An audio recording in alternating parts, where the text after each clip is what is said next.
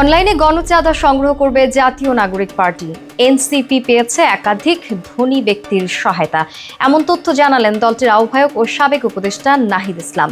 শুধু বড় ব্যবসায়ীদের অনুদানের ওপর নির্ভর না করে জনসাধারণের কাছ থেকেও অর্থ সংগ্রহের পরিকল্পনা করছে দলটি।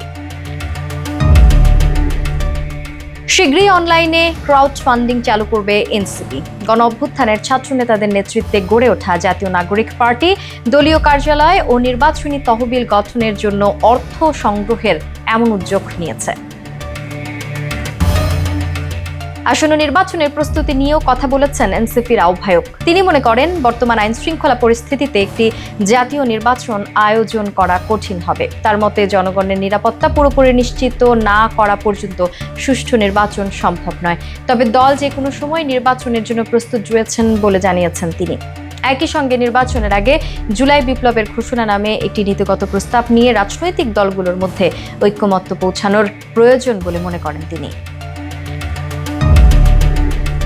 এই ঘোষণাপত্র তৈরি করা হবে বিভিন্ন রাজনৈতিক দল ও ছাত্র নেতাদের সঙ্গে আলোচনা করে, যেখানে জনগণের আকাঙ্ক্ষার প্রতিফলন থাকবে। পাশাপাশি গত বছরের রাজনৈতিক সহিংসতায় নিহত ব্যক্তিদের স্মরণে এটি প্রণয়ন করার পরিকল্পনা রয়েছে। নাহিদ ইসলাম বলেন, 1 মাসের মধ্যে যদি এই ঘোষণাপত্র নিয়ে ঐক্যমত্যে পৌঁছানো সম্ভব হয়, তাহলে নির্বাচন আয়োজনের পথ সুগম হবে। অন্যথায় নির্বাচন স্থগিত রাখাই যুক্তিযুক্ত হবে। নাহিদ ইসলামের বক্তব্য এবং এনসিপির অর্থ সংগ্রহের এমন উদ্যোগ রাজনৈতিক অঙ্গনের নতুন আলোচনার জন্ম দিয়েছে। বিশ্লেষকদের মতে, নতুন একটি রাজনৈতিক দলের জন্য ক্রাউড ফান্ডিং একটি ব্যতিক্রমী উদ্যোগ হলেও এটি কতটা কার্যকর হবে তা নির্ভর করছে দলটির কর্মকৌশল ও জনগণের সাড়া পাওয়ার উপর।